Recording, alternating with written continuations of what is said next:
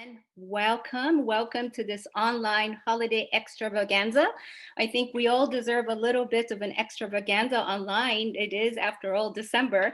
So we appreciate that you are spending Friday night with us.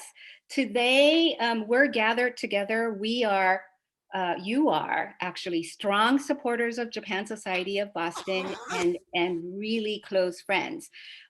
You believe in us, you believe in our work, and you know the joy that comes when you are connecting US and Japan. So we're going to celebrate that tonight. Unfortunately, we did have to cancel our in-person gala 2 years in a row due to the pandemic. So I hope this is in lieu of the gala. It is a little bit of a celebration, and how best to do that but with the Kenzo estate.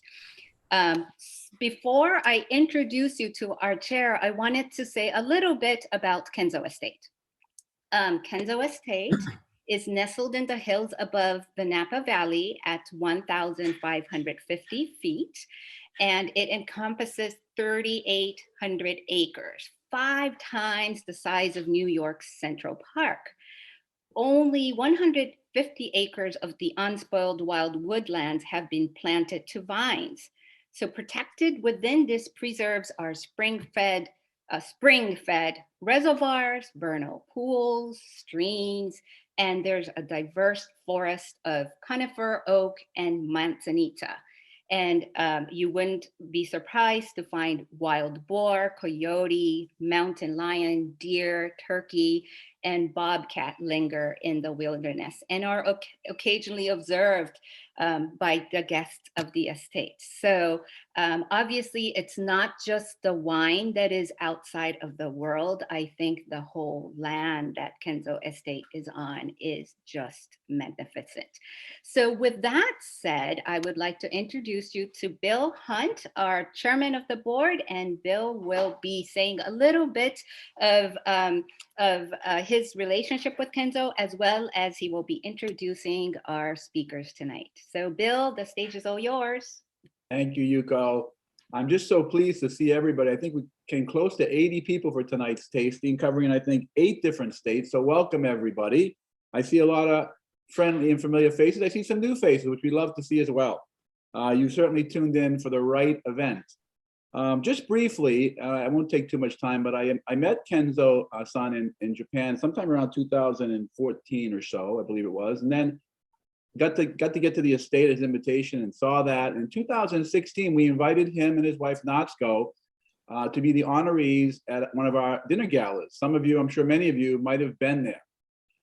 They were tremendously generous with their time, their treasure, and their wine. We had a tremendous evening, and so it gives me just tremendous delight to partner again with Kenzo Estate. And I want to thank Kenzo and Natsuko-san. Kenzo, of course, is the founder of Kenzo Estate. As most of you, I believe, know, also the CEO and founder, maybe the CEO is his son now, the founder of Capcom, a listed company in Japan doing video game development, one of the largest, if not the largest in the world today. And he's taken that success, and he's gone and established, as Yuko mentioned, certainly I think it's the largest winery by acreage in Napa Valley, but it's also incredibly one of the best. You're also very fortunate, 70% or so of the wines go back to Japan, to private clubs and places there, despite its award-winning status. And I would encourage all of you to, nothing makes a better gift, if you can get it, than wine from Kenzo Estate for the holidays, most typically wrapped in furoshiki. They just do a beautiful job. And as you'll see tonight, and as you'll see if you've read, the wine is world-renowned. I also want to thank the Executive Vice President of the estate, Mr. Akahane, who I've known now for many years, for helping us organize this and put this together. He's an exceptional person, and I think the people at the estate and the success of the estate speaks to that. He's also a former banker, which is close to my heart. With that said, I would like to introduce the estate winemaker, Mark Naines, and the hospitality manager, Patrick McGrogan. They're going to lead the talk this evening. Please enjoy it. And they're going to introduce themselves in just a second. I want to thank them as well so much for helping organize this. And I don't want to forget Yuko and Naoko-san from the Japan Society for all their hard work to pull this together. I'm going to turn it over now to Mark and to Patrick. Well, Bill and Yuko, thank you for such a lovely introduction, and thank you for having us as part of your gala tonight. It's very appreciative. And on behalf of Kenzo and Natsuko, happy holidays to everyone and having us participate with you at this time of year. But today we would like to share with you just a little bit of background and history on the Kenzo estate, because it really is a spectacular and very special little portion of Napa Valley out here. And we'll do that partly through discussion. So if you have questions, please go in through your chat, and Yuko and Bill can kind of field us questions as we go along tonight. But we'll go through and we'll taste a few of the wines that you've all received in your shipments. So we'll be tasting through Asatsuyu, our Sauvignon Blanc, the Rindo, and then the Murasaki as well. So if you haven't already, go ahead and get those bottles opened if you're going to join us in tasting tonight, and get something in a glass, because we'd like to welcome you all with a little cheers, kanpai, and we'll start off with a little bit of Asatsuyu today. Cheers. And my background here is hospitality. I oversee the tasting room operation and sales teams here at Kenzo, but Mark is really kind of integral to the heart and soul of Kenzo Estate. He is our estate winemaker. So he's been with us for quite a few years now at this point. Yeah, that's right. I've been here since 2009. And he just has a wonderful wealth of knowledge, both of the land and of the wines that we craft here today. So I'm going to invite Mark to share a little bit of his history here with Kenzo for you. Sure. Well, I first, and thank you everybody for inviting us to join you tonight. I first met Kenzo back in 2009, actually through our head winemaker, Heidi Barrett. She introduced me to Kenzo, and I was really just, honored to come up here and meet him and see the property. And as Yuko mentioned in her opening, it's almost 4,000 acres worth of property that Kenzo owns up here. So in a lot of ways, Kenzo has a natural preserve that he intends to keep forever and ever in its natural native form. He's planted a lot of vineyard, but only about 4% of our property is vineyard. So the rest of it is rolling hills and really just a spectacular landscape. And you can see some of it behind us. And you can also see maybe in our picture, some of our Sauvignon Blanc vineyard, which is what you are tasting now in our Asatsuyu. So again, thanks for inviting us, and I hope you enjoy the wines tonight. The Kenzo Estate really is pretty unique in the fact that prior to Kenzo purchasing the property, there was nothing that existed out here.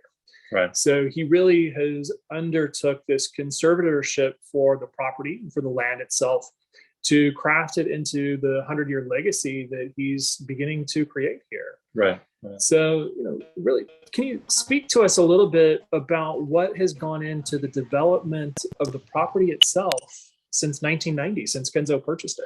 Right. Yeah. When Kenzo purchased the property, he actually didn't intend on growing grapes and making wine. I think that was a decision that evolved over the next 10 years after he had purchased the property. In fact, when he first bought the property, there were designs assembled for other things, like even a golf course and luxury estates that would have been built on, or luxury homes that would have been built on the property.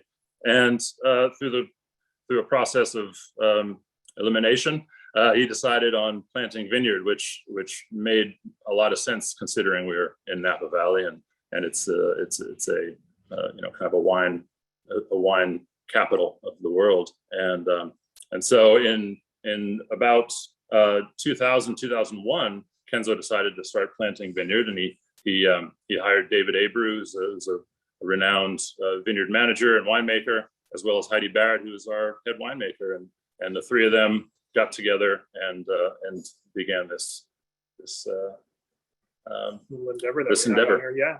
Now today we have about 150 acres that have been planted to vines. Right. Primarily, what do we grow out here? We have an assortment of Bordeaux varietals. So it's mostly Sauvignon Blanc, Cabernet Sauvignon, Merlot, Cab Franc, Petit Verdot, and Malbec. Great. All Bordeaux varietals.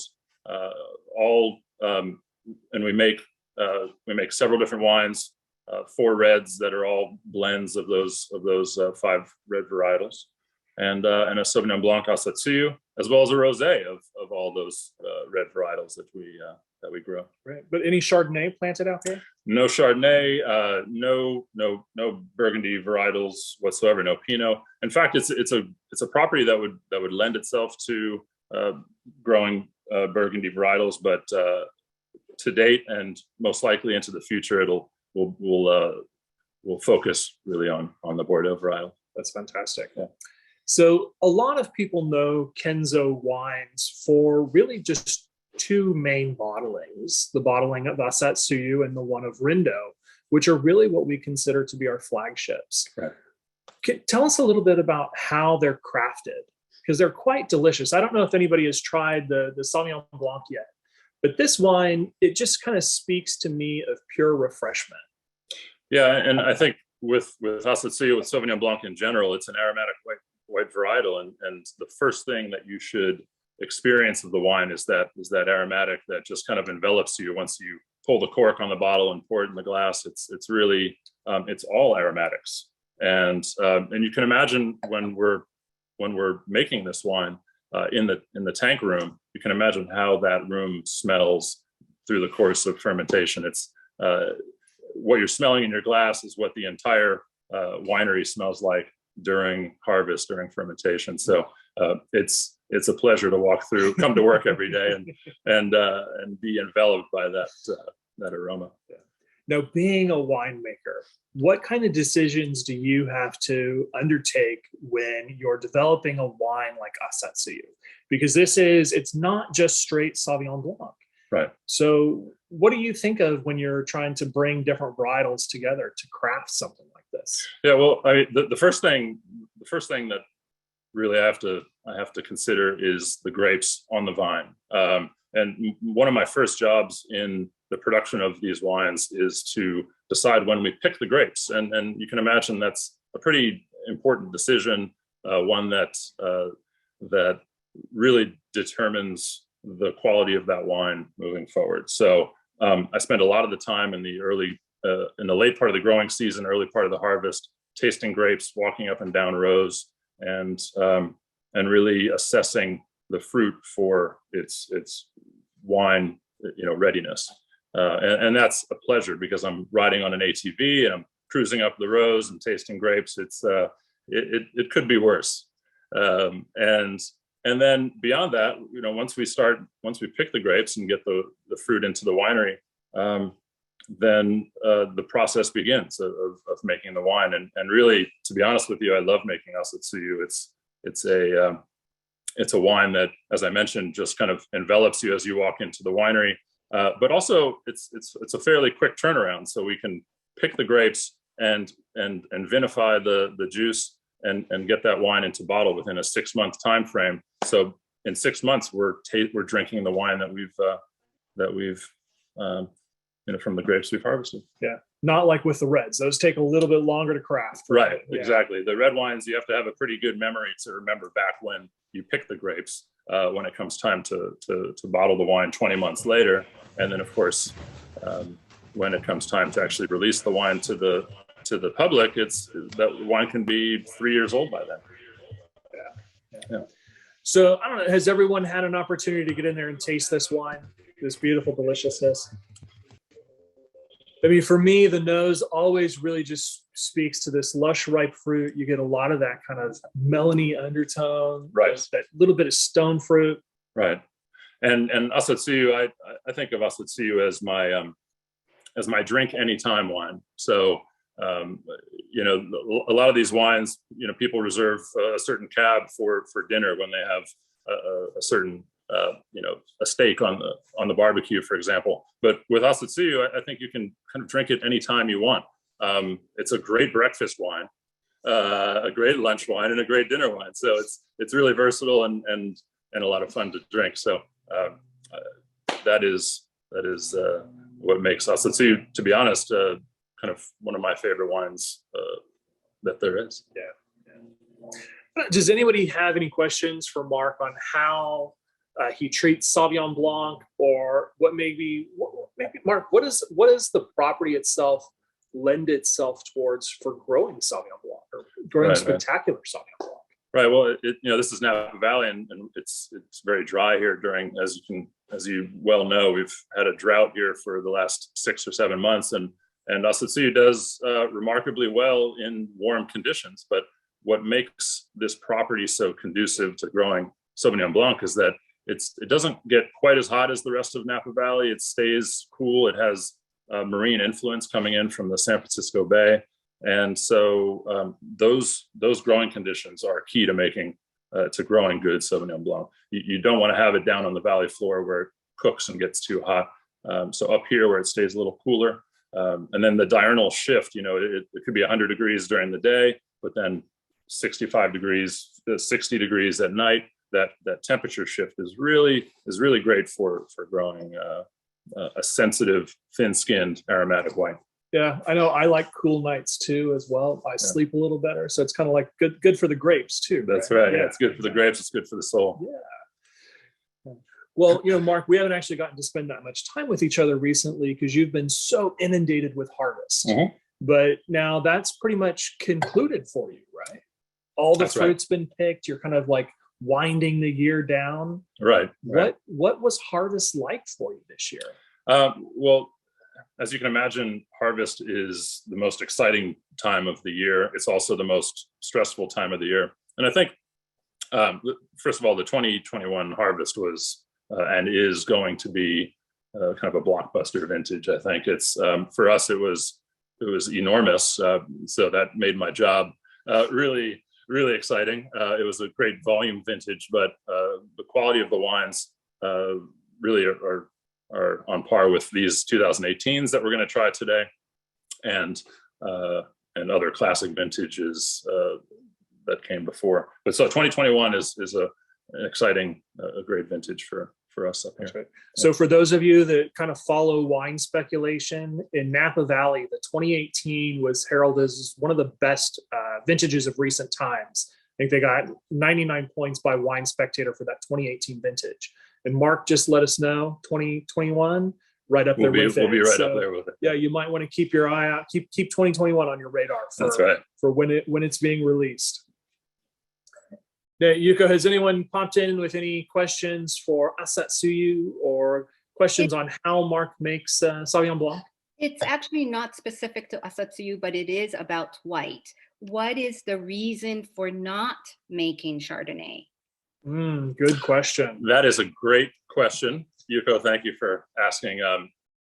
The short answer is that Kenzo wants us to really focus on the Bordeaux varietals. Really beyond that, I mean, Kenzo has an amazing collection of wines, which I'm sure includes a lot of Chardonnays, but for some reason, and I haven't really been able to kind of tease the answer out of him, he's wanted us to really focus on Bordeaux and therefore Sauvignon Blanc and Semillon. We do have some Semillon planted as well. There's a lot of great Chardonnays that are grown out here in the Napa Valley. So it's maybe a little hard to compete with some of those, but I think Kenzo really just wants to be known for the truly stunning Sauvignon Blanc that they craft here. That's my interpretation. Yeah, I think so. In my opinion, this is probably the best Sauvignon Blanc that's grown out here in Napa Valley. They do a phenomenal job. Yeah. We have another question. What's the soil type where Asatsuyu is grown? Limestone, granite? Yeah, well, really the entire vineyard, even though we have vineyard in lots of different parts of this huge property, most of the soil is a series of loam called the Hambrite series of loam, and really it's characterized by a lot of rock, which is great for growing grapes. You want to plant your grapes in soils that drain well.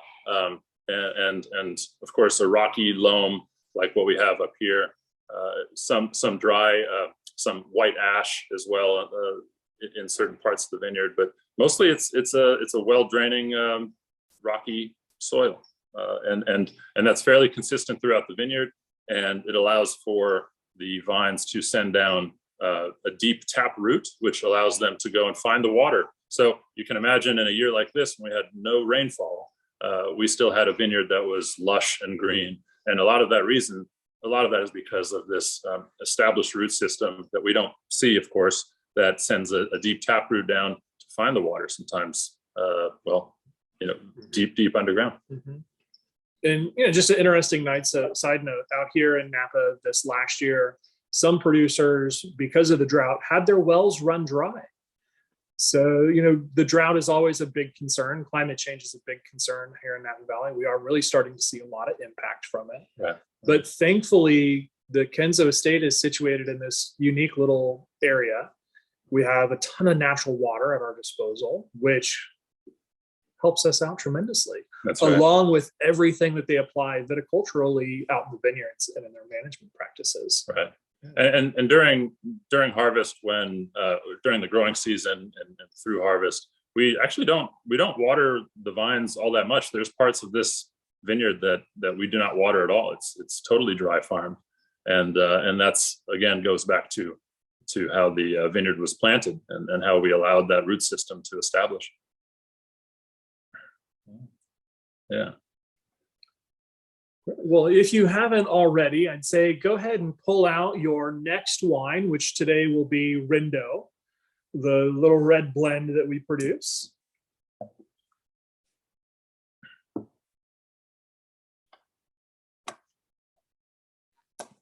So now, Rindo itself is said to be our flagship wine. This is the wine that most people either know Kenzo for or seek us out for. And we always say it's kind of crafted in the true Bordeaux style because it's comprised much of all the red varietals that we grow here. But I always focus more on the fact that stylistically, like when you drink it, it's just really easy to drink. It's always just silky smooth on the palate. So yeah. And when I think about Rindo, and of course I hope everybody's enjoying their first sip, or first sniff, and first sip. But when I think about Rindo, I think about all the component parts that went into making Rindo. Believe it or not, when we harvest the red grapes, we make individual small batches of wine. And in 2018, for the red vintage, we actually made 52 separate components, 52 separate batches of wine. And in order to craft Rindo, we drew from 42 of those. So Rindo is really we hear about complexity in wine, but really I think of Rindo as complicated. It was not easy to build it. Heidi Barrett, who's our head winemaker, and we sat down, and you can imagine a table full of 52 different wines. And our job was to take all 52 and somehow craft 4 red wines, and Rindo, of course, is one of them. So what's the reasoning behind taking 52 different wines and bringing them together as opposed to just taking all of one varietal or something like that? Right. Well, each of the varietals that I mentioned earlier, the 5 red Bordeaux varietals, each of those have unique characteristics that really distinguish them. And of course, you can find those varietals bottled on their own. You can find 100% Cab Francs and Cabernet Sauvignons and Merlots. But the honest truth is that when you're able to blend different components together and make a kind of a layer cake of characteristics, then you wind up with a wine that's much more drinkable. It has all the fruit, Cab Franc influence, red fruit in the beginning. It has a deep, rich palate, and then it has a length that is, inspired by the Cabernet Sauvignon. So within this Rindo in the 2018 vintage, it's mostly Cabernet. It's 53% Cab. That's right. Yeah, it's 54% Cab. Sorry, 53 Cab and 26% Merlot and some Malbec. and the others. So how do you decide each year how much of one type of wine, what type of grape is going to go in? What are some of the indicators for you?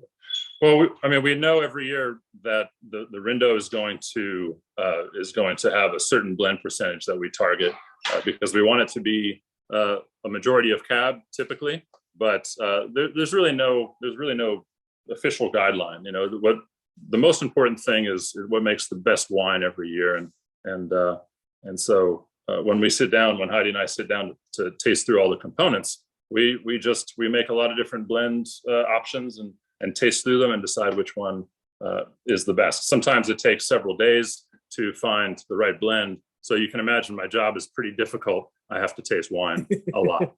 A lot of wine. A lot of wine. So as a winemaker, what are some of your biggest obstacles that you have to face every year in order to craft a wine that's always so consistently good? Yeah, that's a good question. I think the biggest obstacle or the biggest challenge is the harvest. Sometimes you have vintages where the growing conditions are not ideal. We look back to 2011, and there were entire sections of the vineyard that had no grapes hanging whatsoever, and that's to do with the growing season. And so that's the biggest challenge is really what the harvest decides to throw at us. Sometimes you have heat spikes that go up to 105, 110 degrees, and that can really have an impact on the quality of the crop. So Mother Nature, she's your Mother Nature, best friend and worst enemy. Right? That's it. Yeah. And we have to keep a close eye on the weather that's coming. In a year like 2021, we had no rain, and then all of a sudden we had a lot of rain in late October, and that meant that we wanted to pick everything before the rain started, and that's not always so easy to get everything picked in time. That's great. Yeah. So Mark, for you, what are some of the hallmarks that you always try to craft into the wines of Kenzo Estate? What kind of sets them apart? What traits set them apart? Most importantly, and I think this comes from Kenzo, is that we want the wines to be drinkable on day one. We want, when we bottle the wine and release it to the public, we want everybody to be able to drink the wine. It's, all of our red wines are age worthy for sure, but we really focus on making wines that are presentable and drinkable right away. And a lot of that we achieve with our winemaking techniques in the winery, in the cellar.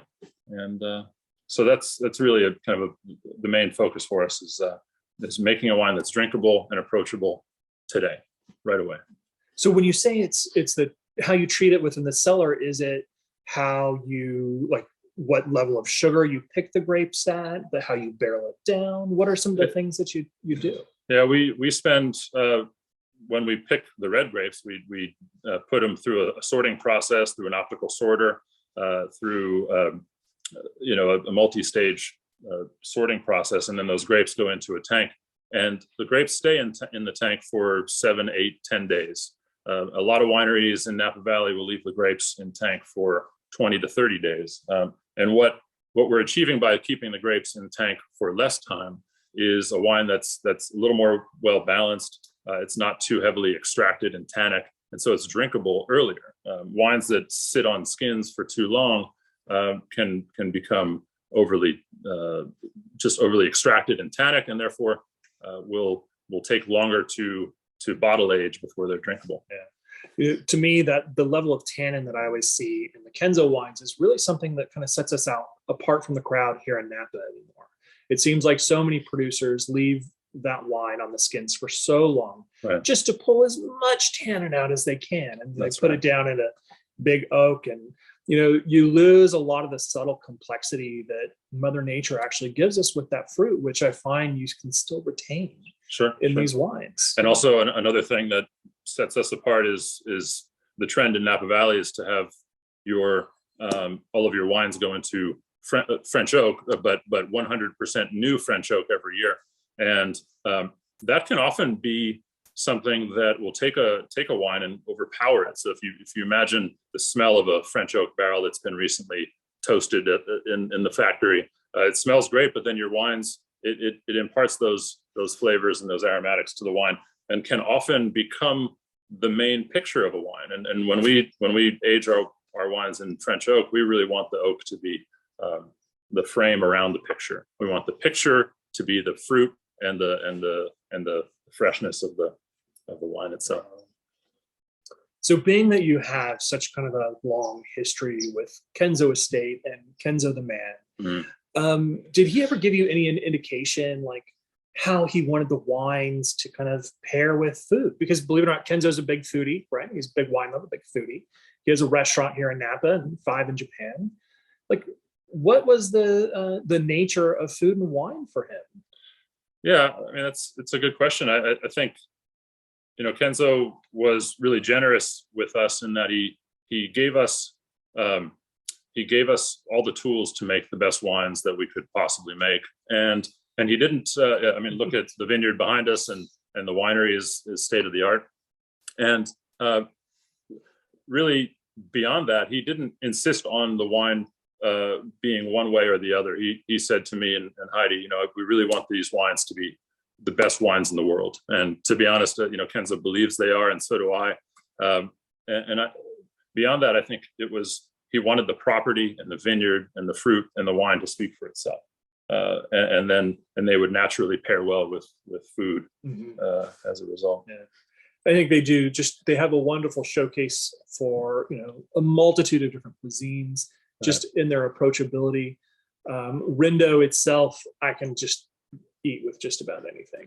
This wine is always so amazing to me.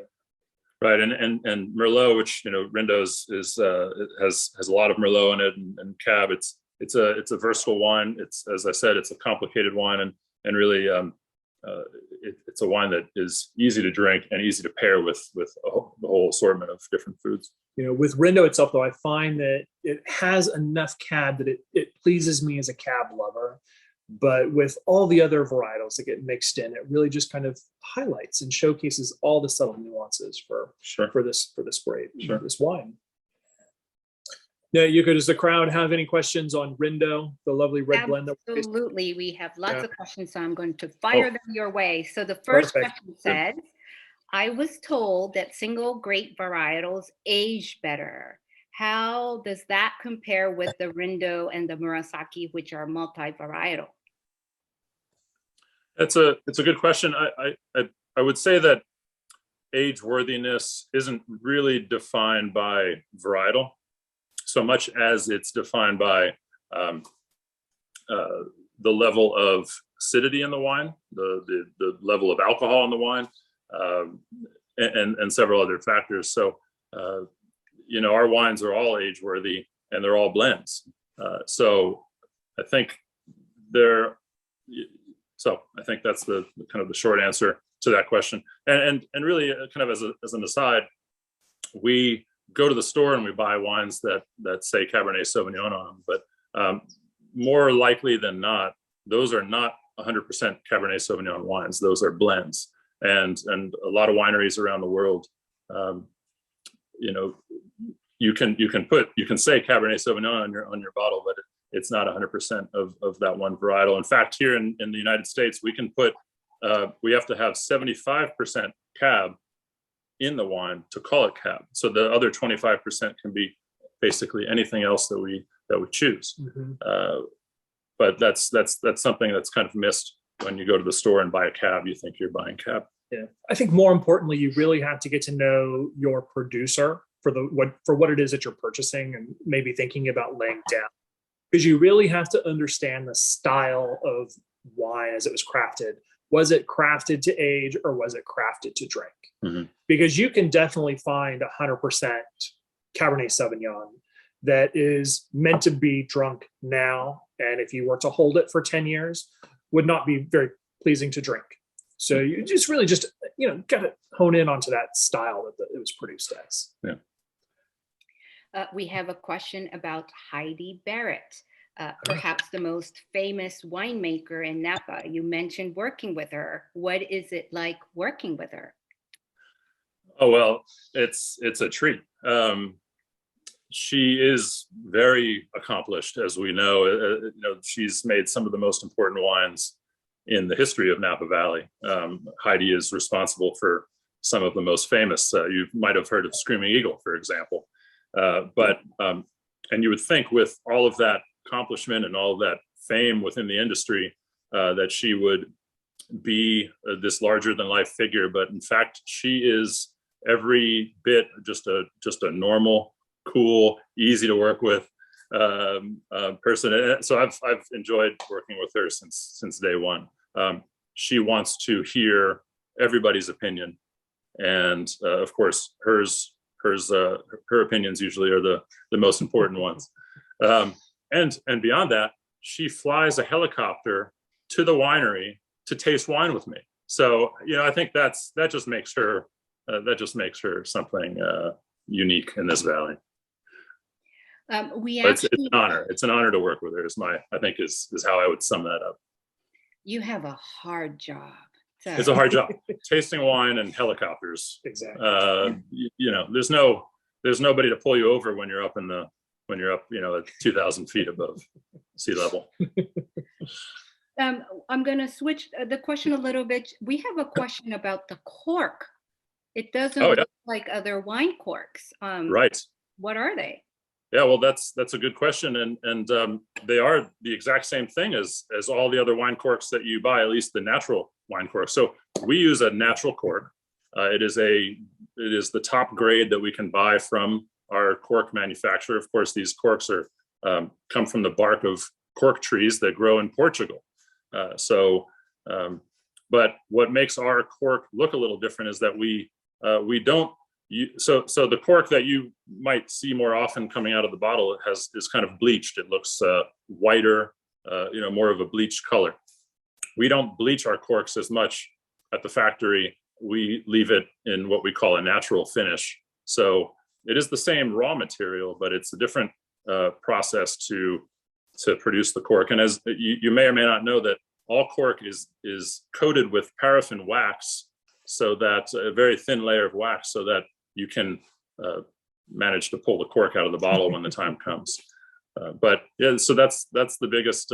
That's the answer, is that our finish is different, but it's the same raw material.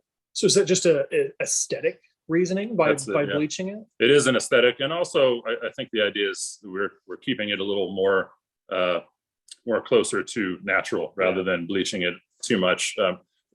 We have to be careful with cork that we don't choose a lower grade of cork, because cork can have a negative impact on a wine if it has a high TCA content. So the higher value, the higher grade of cork, the better you are off. That's great. But it also costs $1.20, $1.30 for a single one of these corks. So you can imagine that's an expensive cork. Yeah.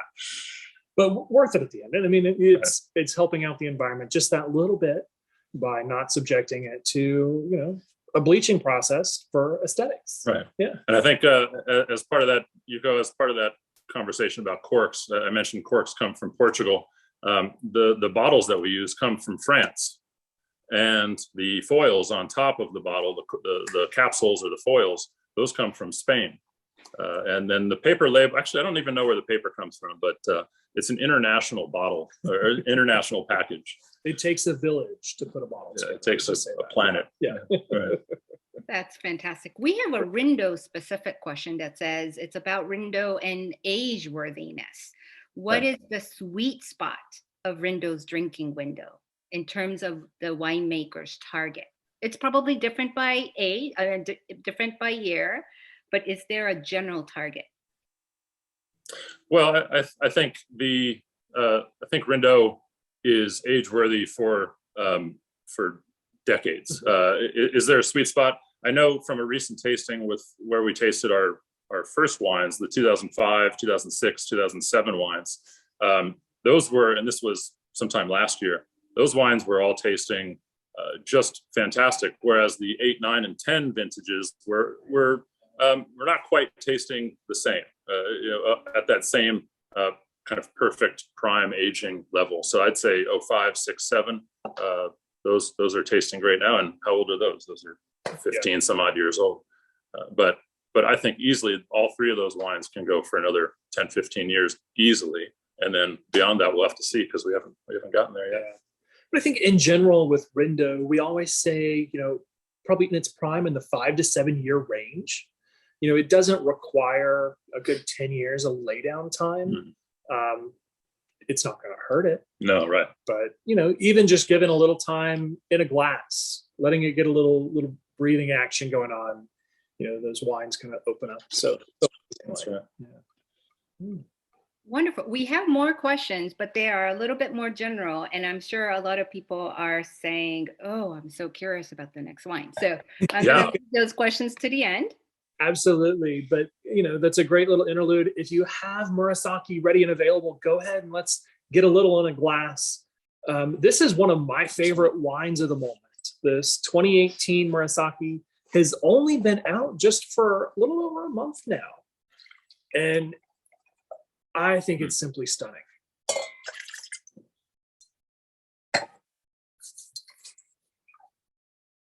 Yuko, I mentioned when I started talking about Rindo, that Rindo is this complicated wine composed of 42 separate component parts. The Murasaki is every bit as complicated, but it's made up of 7 different wines. How does that come to be? Well, of course, Murasaki is a Merlot-based wine, and we only make so much Merlot on the property, and therefore we only have so many individual Merlot blocks to choose from. But anyway, I thought that would be an interesting way to start things off. It's a wine that has every layer that Rindo has in its but it's also a soft and textured wine, and it's really a very true Merlot presentation. Mm-hmm. And I think you really kind of pick up right on that. Right on the nose, you get that kind of dark fruit, that essence, that cherry, that berry that just kind of jumps out at you. But then some of those underlying notes, that little touch of spice. Mm-hmm. That's right. The little jammy kind of hint, and some of that warmth, that little touch of cinnamon. Right, and it being a Merlot-based wine, it has that softness, that texture, that full-bodied, soft, textured wine, and what really Murasaki is, because of its Merlot base, is that it's a wine that pairs really well with just about any kind of food there is. And I don't know what everybody's eating tonight, but I imagine it goes well with everything. So I know this always kind of calls for duck for me, like crispy skinned duck for me, or a good lamb burger. Yeah, definitely. Yuko, what are you enjoying tonight? I saw a little snack go in your mouth there. Actually, you will laugh, but my husband made a meatball, tomato sauce meatball, but from a big chunk of meat. Like, it wasn't ground, he ground it himself, and it went oh my gosh, fabulous. When you said duck, I said oops, but as you said, it goes well with meat. The appetizer is actually hotate sashimi, and it's going well with the hotate sashimi as well. Right, that's great. Yeah, for me with Murasaki, and being that it's such a Merlot dominant wine, I think people often have kind of this preconceived notion that, it's Merlot. So it's going to be that big, ripe, jammy expression that Merlot was kind of known for such a long time. Mm-hmm. But to me, this is really a showcase for the true essence of the Merlot varietal. Like, Merlot has a lot of power. It has some grip to it. Oh, sure. Yeah. And Merlot has a lot of different layers that range from minerality up to to spice to the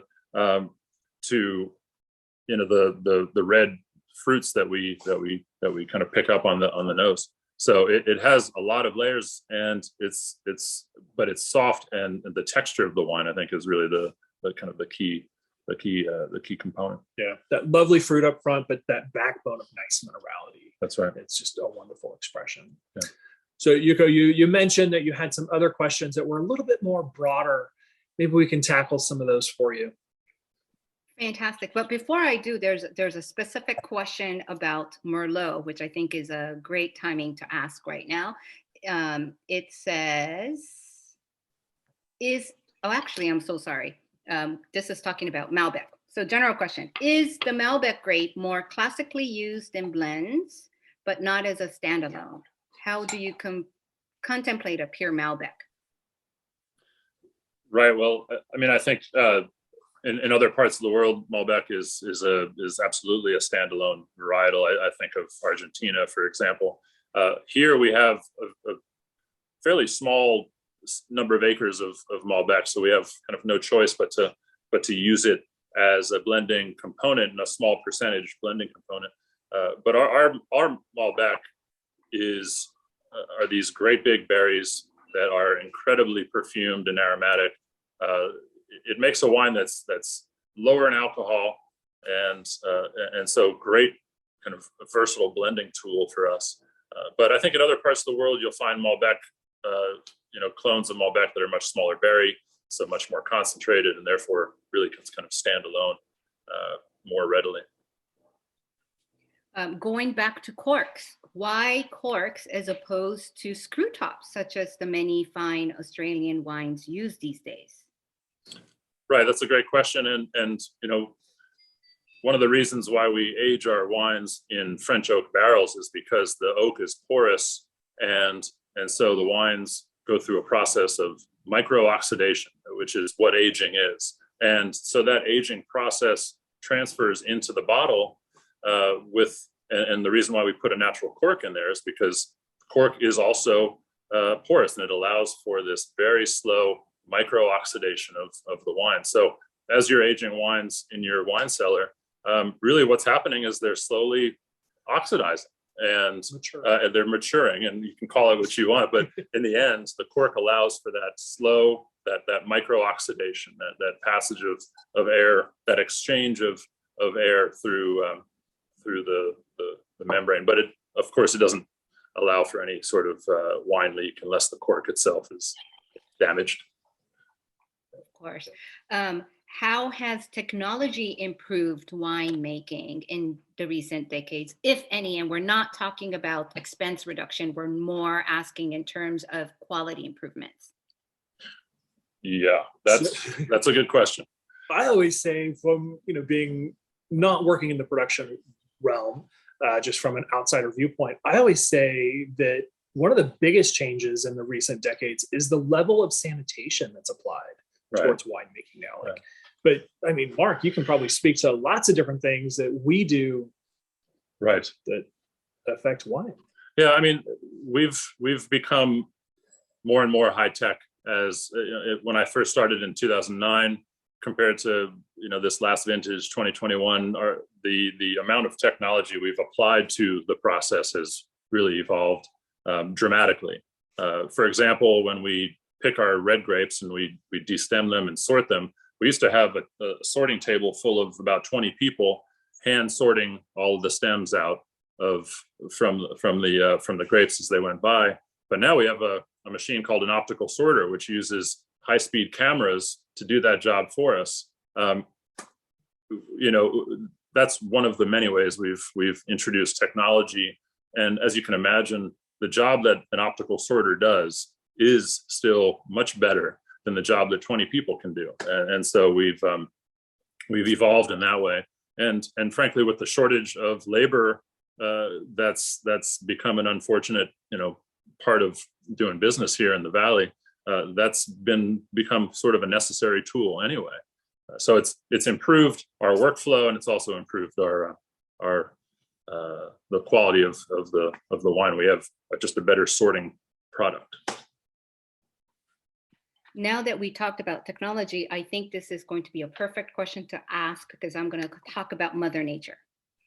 Yes. So I have a question that says, I understand that smoke from the recent fires can have an impact on the grapes and affect flavor, especially the reds.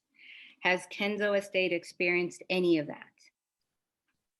The only the time when back in 2017 we experienced some fires that came and basically blew right through our property. The thing about smoke taint is the way we refer to it is smoke taint. Smoke taint, the volatile compounds in that are basically carried through the smoke can embed in the skin of the berry. And when you harvest those berries and you vinify the wine, slowly over time, that smoke, which has bound with the sugars, and of course, as the sugars are consumed during the fermentation, those volatile compounds become perceptible. So on day 1, you can't smell or taste them, but on day 10, you can. So that being said, it's really important to tailor your winemaking style, your winemaking techniques to those grapes, if in fact there is smoke damage. But we've been surrounded by fires for years, and to date we've been able to produce wines that are every bit drinkable and enjoyable. So I don't know if that's a great answer to your question, but it's an unfortunate reality, and there's no easy answer to dealing with wines that have been impacted by smoke. But this year luckily we avoided all of that. We had no smoke whatsoever this year, which was great. I think that's one of the biggest things to consider too, is we've been very, very fortunate. Whereas some producers have lost crops, considerable amounts of fruit lost to smoke damage, where they're not even bringing fruit in off the vineyards. We have been spared. So we've been very, very fortunate. Yeah, we have. Fantastic. Going back to Murasaki.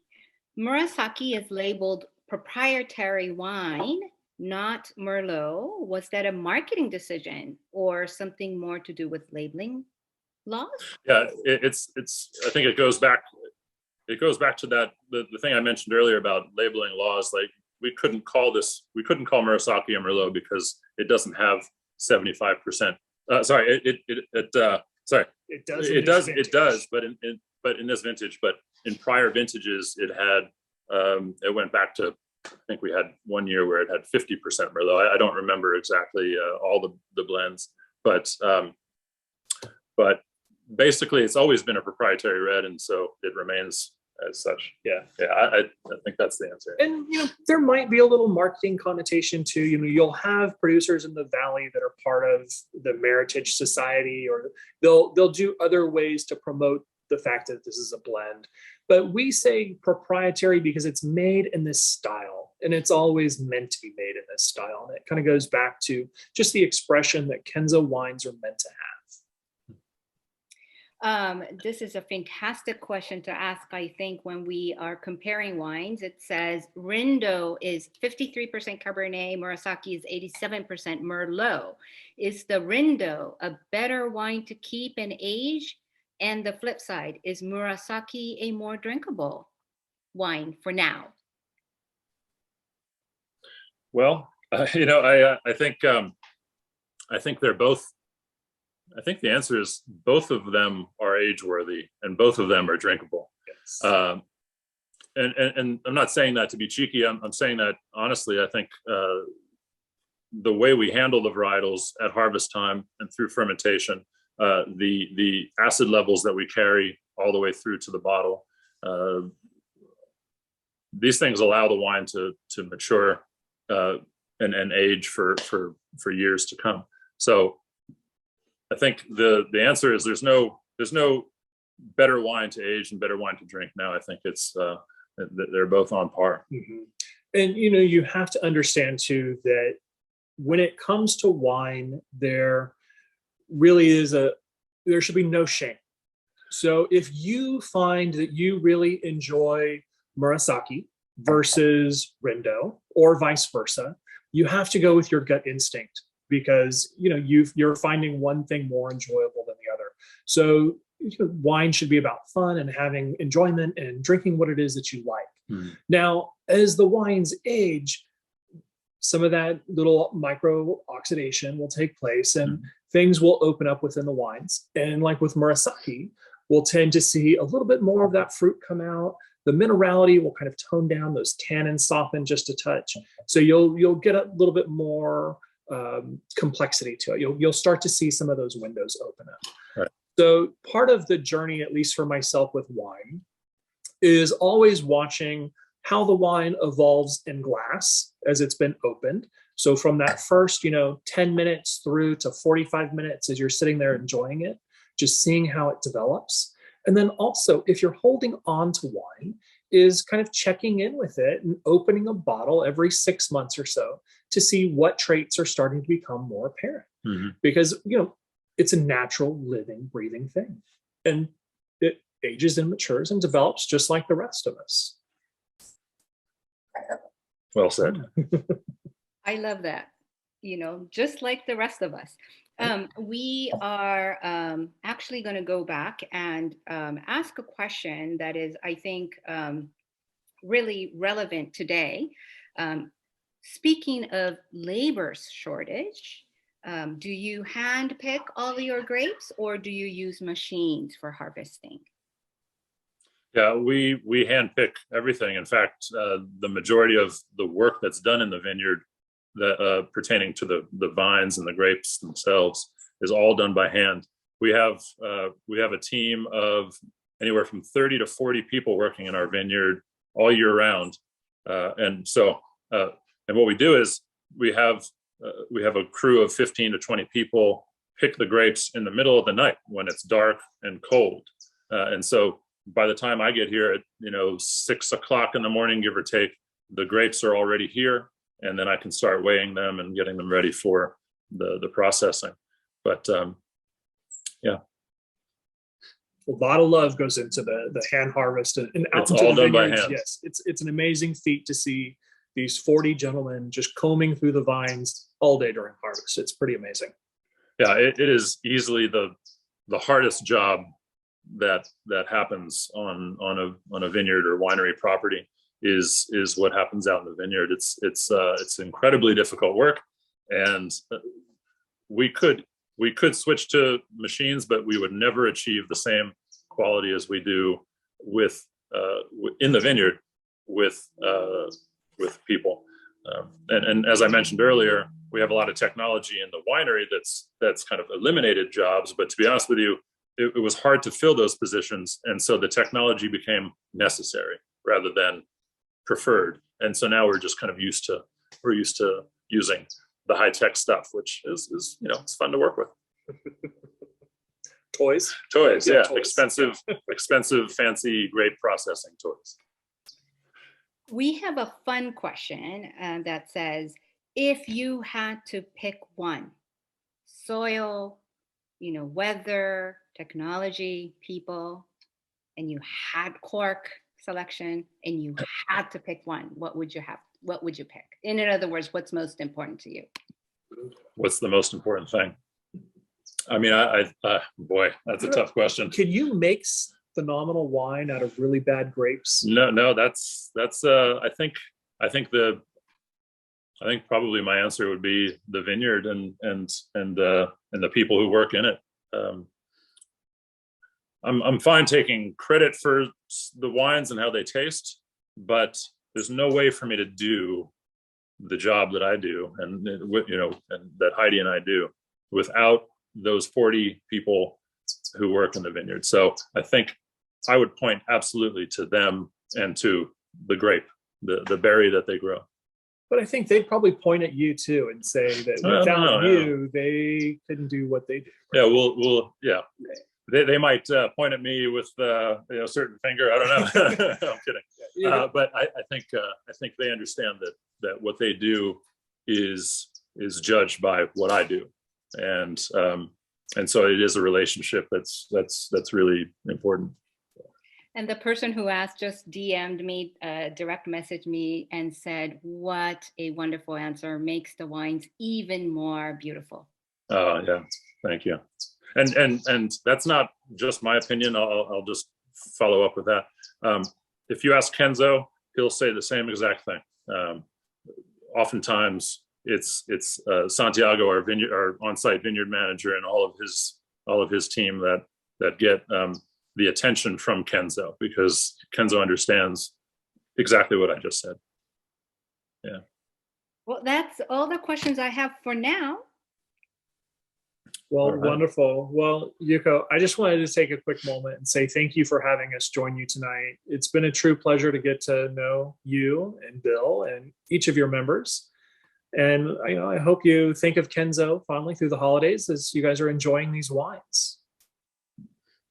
Yeah, and sorry, go ahead, Yuko. No, go ahead, please. And I'll just say, I'll follow up and say that that as soon as possible, you and your whole group of friends should come visit us, because there's nothing like drinking Kenzo wine on Kenzo Estate. It tastes a whole lot better.